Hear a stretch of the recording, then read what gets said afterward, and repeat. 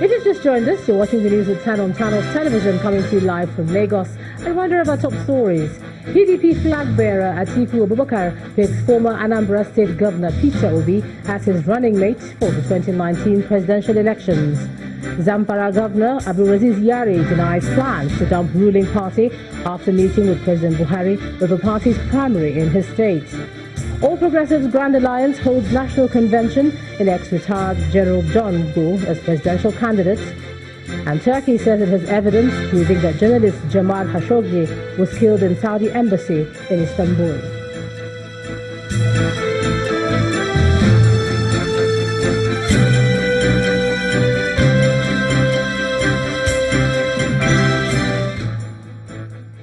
ChannelsTV.com has more information for you, and on youtube.com/channelsweb you can watch our videos.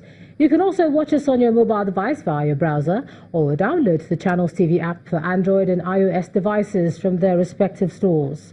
Besides giving you access to news updates on the go, the Channels TV and Channels 24 app has an eyewitness feature that you can use to share pictures, videos, or news of happenings around you. Just install the app, then tap and swipe to reveal the menu, and then follow the instructions.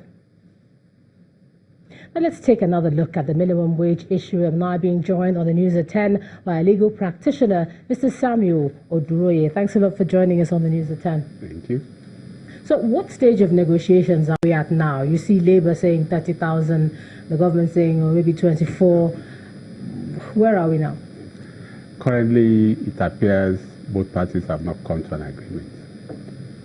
An agreement when it comes to wage negotiations is called a collective bargaining agreement, CBA for short, when you are in the human relations area. Collective agreements are not easy to finalize, really, because both parties, at the end of the day, will have to go back to their constituencies. Labour will have to go back to its workers and tell the workers, this is what we have agreed.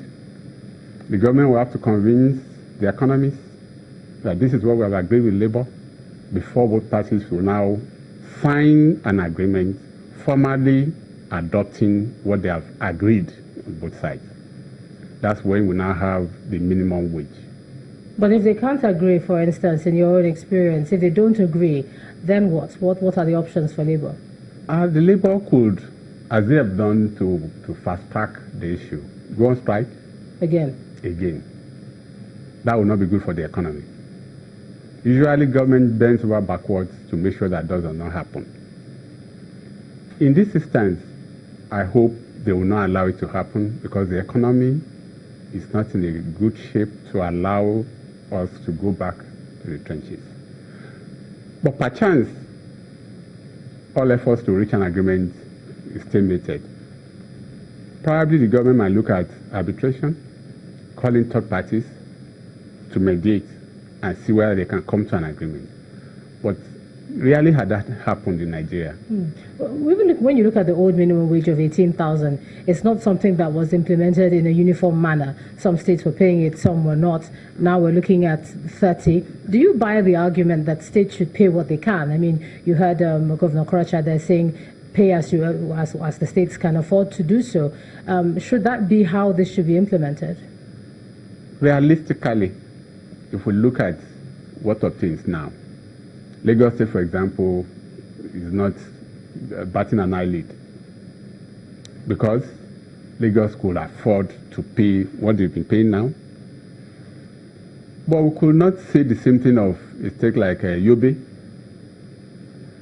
because the capacity to pay really matters. If we are looking at a corporate environment, for example, the management has a choice when workers demand so much. Okay, if you force us to pay so much, we'll downsize. Could the government afford to do so? In our economy, I doubt whether government could close its eyes and say, we'll pay what we can pay. Those who will not accept it will downsize or reduce staff strength. Graduates are out there looking for jobs. Will it be wise to throw more onto the streets. So are you on the side of pay what you can pay? The reason why I will not actually come out to say pay what you can pay is that as Labour, we see them emphasizing every time. I pointed out, a state has so little to pay its workers, but the same state could afford a retinue of particular appointees, hangers on, going on entourage with so many cars. That is what fuels the agitation for workers to say, no, you can afford to pay. And if we look at the world over, Canada, for example, allows each province to determine its own minimum wage. But this is not the same thing with a country like Britain, where even the agreed minimum is adjustable yearly. That was what I was going to come to. Why must we always go to the streets? Because when you speak to economists, they talk about, oh, look at the fundamentals, look at all the indicators, the GDP, everything is fine. Why is it that you find that minimum wage does not grow as our paper economics is growing? And you find a situation where what Labour has to go on the street and say increase. You're talking about other countries that have this yearly. Yes. If we look at as far back as 1974, we had the Wages Board and Industrial Council Act. These were the precursors to the Minimum Wage Act. We started with 1981, we went on to the year 2000, before we reviewed in year 2011. Look at the gap in between these reviews. In France, every year, wages are adjusted as per inflation. If the same thing happens here, I wonder whether workers will start to agitate for astronomical increases in pay. If government is conscious of the fact that the moment inflation gets out of hand, wages have to be adjusted, then maybe there'll be a push, even on the part of our government, to ensure that all those issues that affect the economy, that allows inflation to get out of hand, are controlled. We often also forget the fact that when you are talking about minimum wage, you are looking at also an increase in pension, an increase in all other parameters that goes with the wage. For example, in some areas, your leave allowance goes back to your basic salary. It's a percentage of your basic salary. If I adjust your basic salary, I've automatically adjusted your leave allowance. In some cases, even the housing allowance is tied to. It's not so with ministries, but it is so in some parastatals. So it has a lot of implication.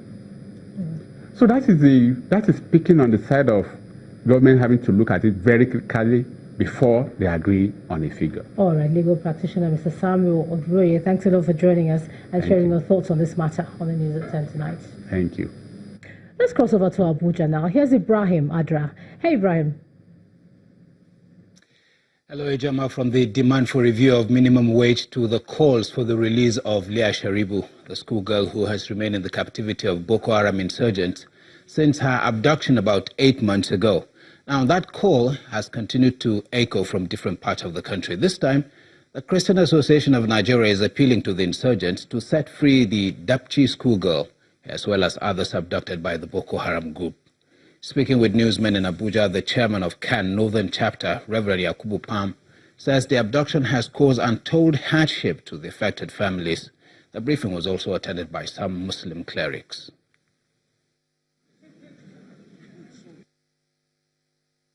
We also find it very important today to address a boiling issue that has been disturbing the peace of this country, and that is the issue of the adoption of some of our innocent teenagers, young ladies, particularly Leah Sheribu and others. And we have heard what the adopters have said, and we are here together as religious leaders and traditional rulers to appeal to the conscience of the adopters of these innocent girls. I know that the mothers too, the mothers have also cried, the families have cried, citizens of Nigerians have also cried, and we want to appeal to them, please, for the sake of God, let them release these girls. They are very innocent. I believe that by doing this, Nigerians will appreciate. Meanwhile, the United Nations International Children's Emergency Fund, UNICEF, has expressed concern over the high number of out-of-school children in Nigeria, with about 60% of these children from the northern region of the country. The Deputy Country Representative of UNICEF in Nigeria, Pernil Ironside, also identifies poverty, insecurity and lack of policy implementation as some of the major factors responsible for the increase in the number of children out of school.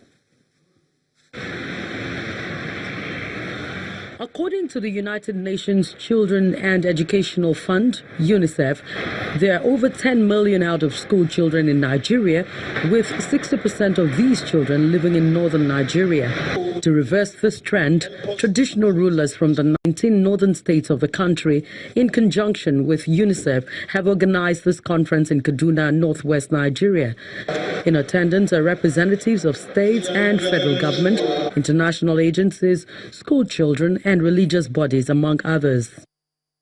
Expressing concerns over the development, the Sultan of Sokoto, Saad Abubakar, says the situation must be corrected before it's too late. What explanation can we give to Mai Umejilmi and Sheikh Muhammad Ibn Mani of Kadam Borno, who brought literacy and learning to this part of the world over 1,000 years ago? In her speech, the UNICEF country representative in Nigeria believes basic education must be made compulsory if the trend is to be addressed. The international evidence is absolutely clear that this vicious cycle can be broken by ensuring that all children, especially and including girls, receive basic education. It's a challenge policymakers in the region appear ready to tackle head-on. My candid opinion, the Kaduna State Executive Council had constituted a task team. The team had prepared a draft report which will soon be concluded for a white paper to be written for implementation to address the issue of out-of-school children. The highlight of the event is the story of this schoolgirl, Tabitha Emmanuel. I was once like many other girls and boys who are out of school. There was a time in my village when Boko Haram sent a letter saying no girl should be seen in school. Life became difficult as I was faced with a very bleak future. Thank God, I was lucky to be given a chance to go back to school. Government at all levels may have to treat recommendations preferred at this gathering with the seriousness it deserves, so that millions of school children like Tabitha across the country can return to the classrooms.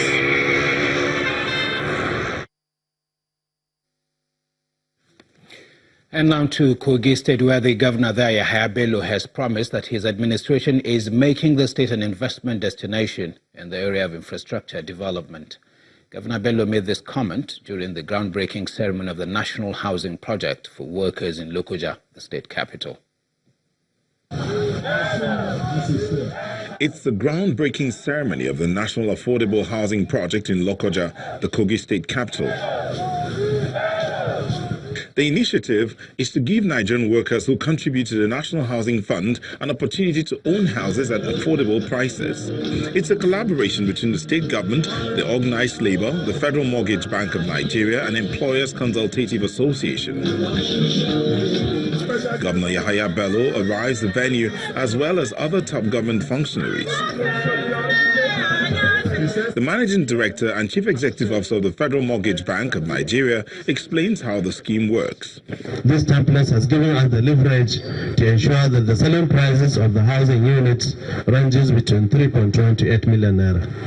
And once the houses are built within the next 6 months, FNBA will provide mortgage loans through selected primary mortgage banks to Nigerian workers who are contributed to the National Housing Fund to enable them purchase the houses and repay over a maximum period of 30 years at a 6% interest rate.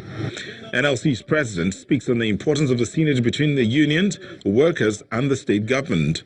It has been proven that we cannot touch the life of the entire citizens without using the platform of workers. If our quest is to make sure that we eliminate poverty and illiteracy, then certainly the teacher will play a role in making sure that education is brought to the desktop of the children of the poor. Governor Yahaya Bello assures the gathering that the government is working to make life easier for the people. We will continue to provide more lands for all other development partners who will be ready to come and partner with us and make house available for our civil servants, workers, and even all the citizens of Kogi State, because everyone deserves a home. Speech is done, they move to officially perform the groundbreaking. We are doing this groundbreaking ceremony today to provide quality and affordable house for all Kogi workers, to the glory of God and to the use and benefit of